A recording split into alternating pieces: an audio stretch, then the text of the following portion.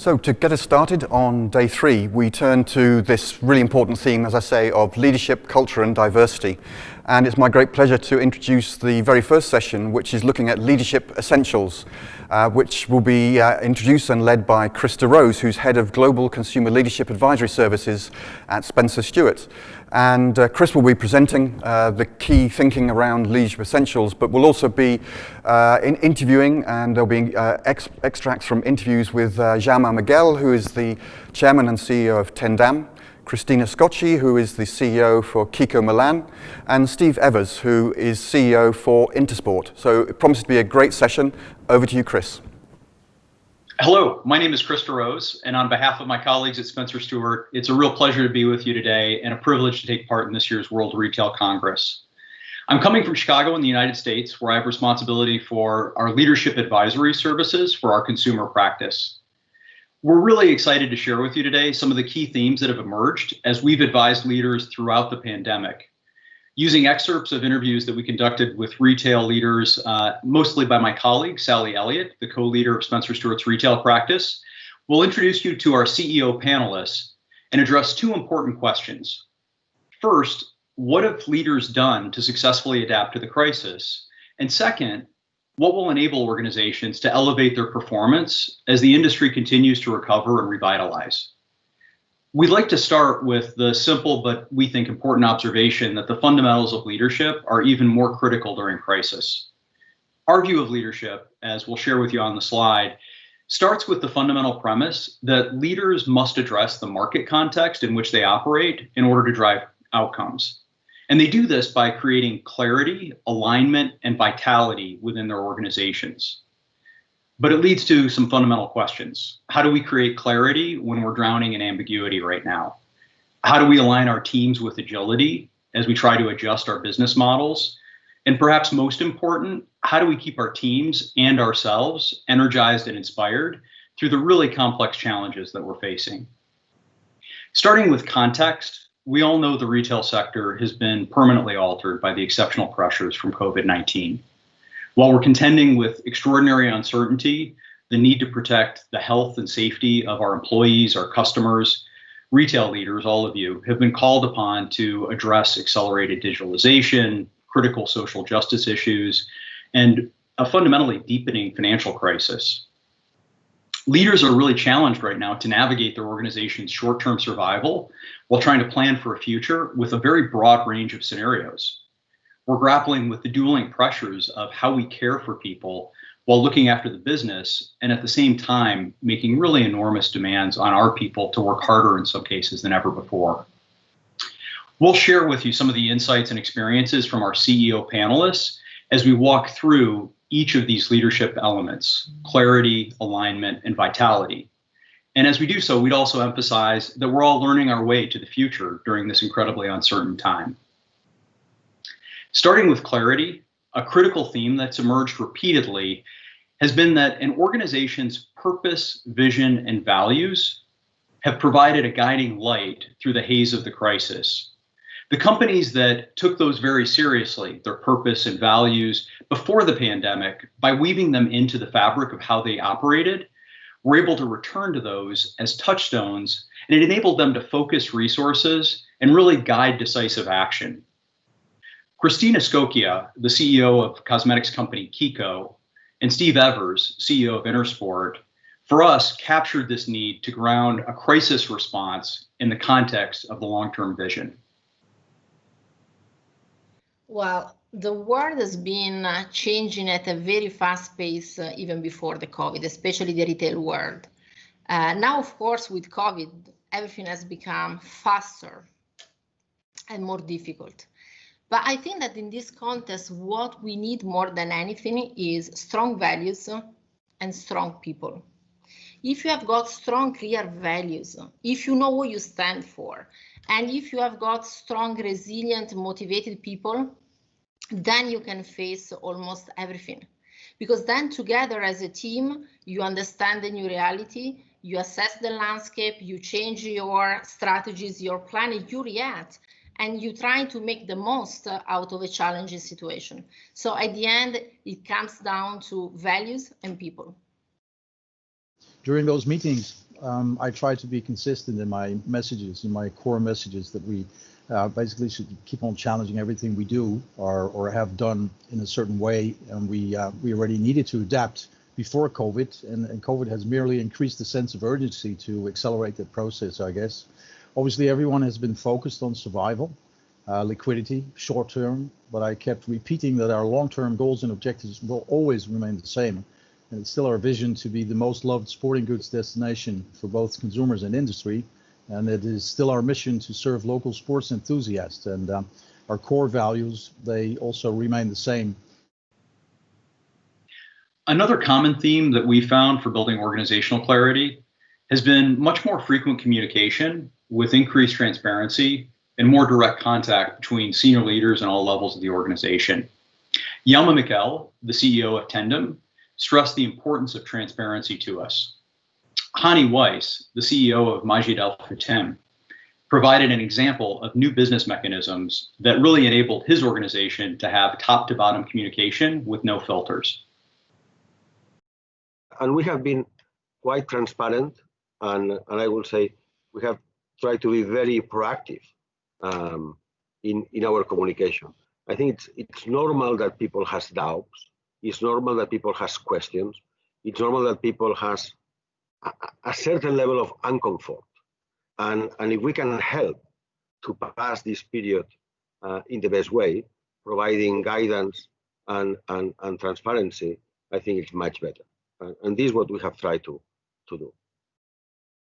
Also, as I said, we had this monthly virtual business updates that all leaders come together, all the 16 markets come on the virtual platform, discuss about their successes, discuss about the obstacle, and immediately share practices with all their colleagues across all the region. So, I felt this is a great moment for all of us. And I felt probably this is the first time where the message is went from top to bottom, straightforward, without any filtering. No filters at all. Leveraging the clarity of purpose and values and the transparency of communication that you just heard our panelists speak about, leaders have been really deliberate about aligning their teams while making structural changes and redeploying resources. Ultimately, alignment enables speed and responsiveness.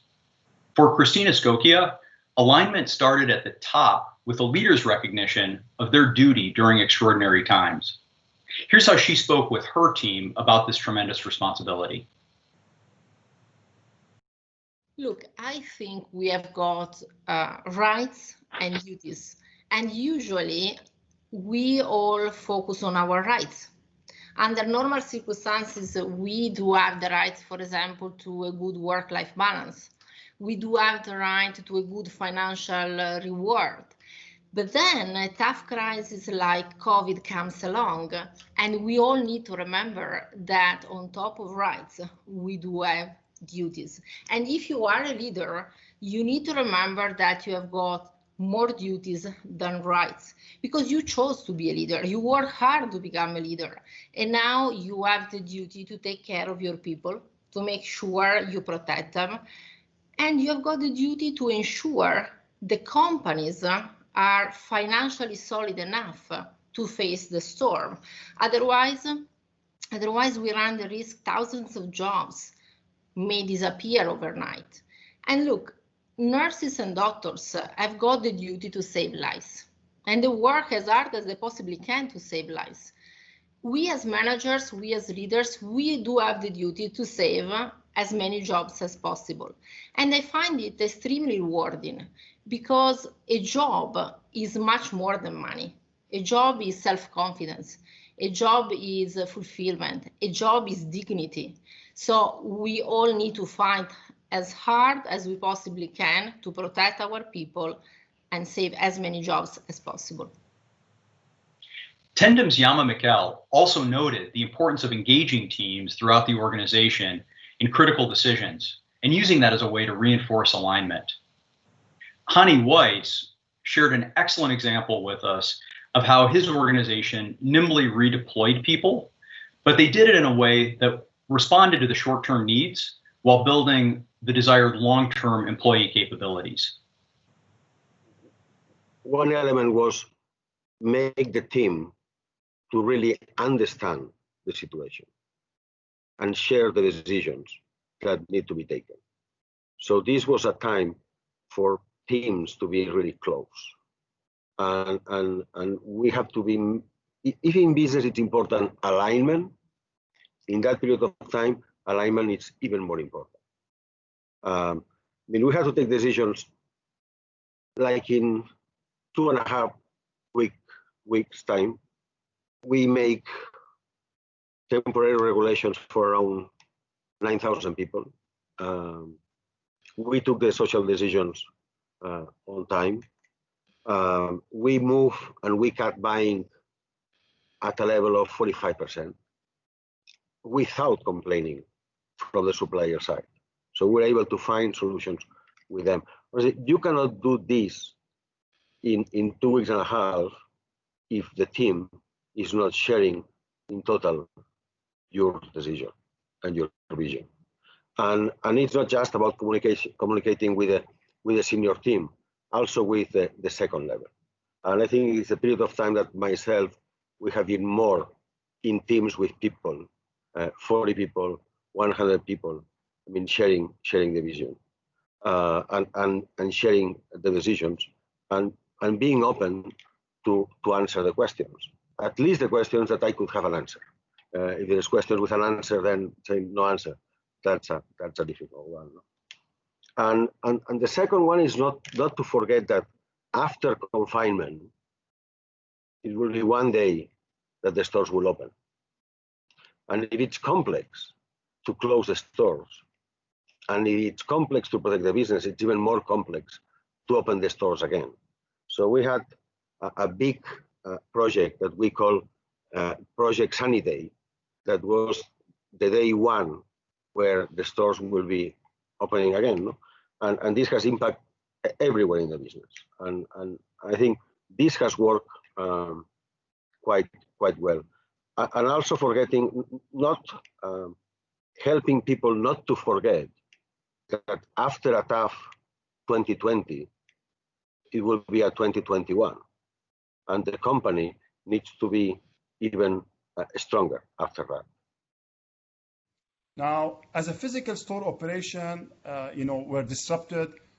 We also redeployed our non-food staff, let's say, because the non-food was not really the main essential products for any customers at that time, and make sure we redeploy them into our fulfillment centers, again, making sure that we are there for our customers. So actually what happened during the pandemic, the task force on the mainly fulfillment increased by 5 times, which is really tremendous. So one would say that during pandemic that, people are losing jobs, and we're saying, hey, we are happy to take you on board. We are happy to redeploy people in order to increase our fulfillment. And also, while our redeployment efforts come during unprecedented times, a recent World Economic Forum report suggested that by 2022, 54% of the total workplace in organization will require significant reskilling and upskilling. And this is what we at Majid Futain, we are very much committed to working with all our teams in order to redeploy them, upskilling them, and make sure they are fit for purpose, not only for now, but also for the future. In all of our work with global leaders, and as you're hopefully seeing from our CEO panelists, maintaining the long-term view has been essential despite the really immediate and tremendous pressures of the crisis. The most successful leaders have balanced their short-term actions with long-term objectives, and they've done so by creating this clarity of vision and aligned decision-making throughout their organization. Another paradox of managing the crisis has been that some leaders have also found ways to inspire and energize, even amid some of the most wrenching business decisions they've had to make that included shuttering stores and furloughing employees. We know from common sense, and also as we polled leaders, that people are tired. We've heard really remarkable stories of how leaders and teams have risen to the occasion, but we'd say there's also increasing recognition that we've sprinted for the first leg of what now seems to be a marathon. At Spencer Stuart, we're spending considerable time working with senior leadership teams, not only planning for the future of their businesses, but also talking openly about how do we sustain energy with their teams and within their organizations. More than ever, we're seeing leaders who create vitality by starting with heart. They empathize, they emotionally connect, rather than purely intellectualizing the challenges that are in front of us. And in many respects, we see ourselves moving away from the thinking leader to more of a feeling leader, or leaders who can exhibit strong, resilient leadership while demonstrating authenticity, self-awareness, inclusiveness, and vulnerability. They empower, perhaps more than ever before, and their organizations are seeing teams deliver in days or weeks what normally would have taken months or years by all accounts. Yama and Christina shared their insights regarding the importance of empathizing and empowering to generate vitality during crisis. I think it's time to, I will say, proactive leadership with one element of, I will say, boldness in terms of what we want to go, but also with high level of humanity to understand that people needs time to be engaged and needs time to be adjusted to this period that it's quite tough and unexpected. Look, I felt like the captain of the ship during a storm. Every day we met for a crisis meeting at 5 o'clock, weekends included, from end of February up to end of July. And we were trying to take all decisions as fast as we possibly could. And as the captain, I felt the duty to take the toughest decisions, like shutting down more than 900 stores in 24 countries all over the world, furloughing thousands of employees, and even closing the e-commerce operation for a couple of weeks, as I said before. But apart from this very tough decision that I felt I had to take personally, then I really wanted to empower my team. I wanted really them to take care of their business and their organization. Of course, I told them that they had to take care of our values, they had to respect our strategic framework, and they had to respect some strategic boundaries. But apart from that, I fully trusted them and I fully empowered them to take the decisions that they felt were right for their organizations and for their countries. And in the end, I think the benefits of empowerment and trust far outweigh the few downsides that we may have had because of some suboptimal decisions that we may have taken because of lack of information or too much agility. In addition to empathy, meaningful empowerment, and delegated risk-taking, we've also heard consistently that direct involvement from the top is essential. It sends the right symbolic messages. Steve and Hani reinforced the importance of senior leaders recognizing the meaning of frontline contributions. I believe it's important to give attention. I learned earlier that anything that gets attention grows.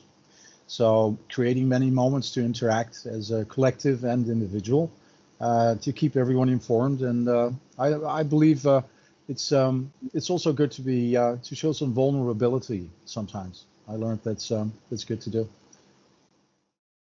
So when possible, I was encouraging our top leaders to go and visit our colleagues in the stores, in the fulfillment centers, because this is very crucial to tell our frontliners, our pickers in fulfillment centers, that we are there for them.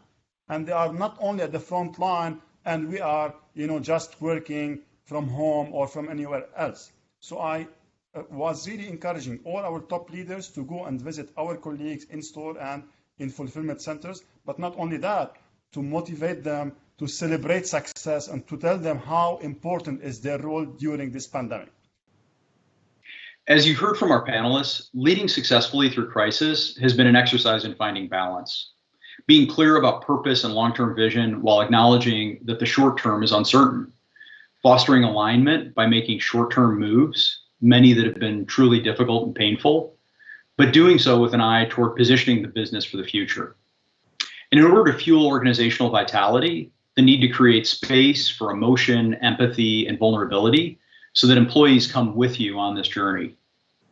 And these successful leaders are accelerating empowerment at a time when for many of us, our first instinct may be to revert to stronger control and centralization.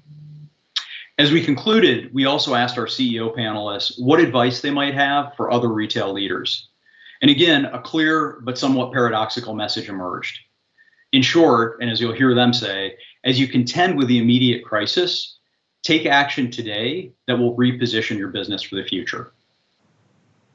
My advice is that this is the moment for us to step up and try to improve at every level. What is worse than COVID is not to take this opportunity to improve as human beings, as companies, as society, and ultimately as world.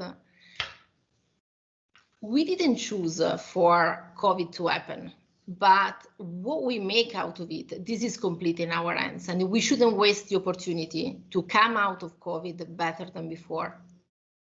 I think if I'd have to choose one thing, it would be to constantly challenge everything you do in a certain way, and definitely your value proposition for the consumer, whether it's still the right thing. And I think it's important to give that a lot of attention. Think consumer and not product. And yesterday's success is no guarantee for the future. Be quick, be bold, protect today, but build the future. And do not forget that within this path, partners are important. Partners being suppliers, employees, clients, investors, and it's a trip that unfortunately we have started together, and the goal is to finish the trip successfully together. As we've reflected on the insights provided by our panelists, and as we've been informed by working with leadership teams across the globe, we leave you with three important messages. First, the essence of great leadership hasn't changed, but the crisis has amplified what great emergent leadership looks like. Taking your team and your organization through a deliberate and connected process of building clarity, alignment, and vitality is more essential today than ever. Second, leadership in a highly ambiguous environment is a continuous iterative process that requires connecting your messages and actions to a changing external context. As we learn more and gain clarity into potential new scenarios and outcomes, it requires highly transparent but structured communication to quickly share and rapidly realign your organizational response. And finally, at its core, leadership today requires skillfully managing paradox. We know from past crises that approximately 15% of companies will emerge much stronger in the next 5 years, while many others will fail. The winners will be those who innovate and respond with agility to shifting context. Leaders must balance the paradox of simultaneously addressing short-term survival while never losing sight of ways to reinvent themselves for the long term. We know that in periods of great uncertainty, the best and fastest response will likely come from empowering and decentralizing, while at the same time financial pressures will encourage centralization and cost control. And we know that rewriting strategies and operating models will be necessary for success, but that emotional, connected leadership will be essential for maintaining the engagement of your team, your workforce, and your partners. On behalf of the Spencer Stuart team, our sincere thanks to the World Retail Congress for inviting us to participate, certainly to our distinguished CEO panelists for sharing their experiences and insights, and most of all to everyone on this call for spending time with us today. We wish everyone continued success and good health. Thank you very much.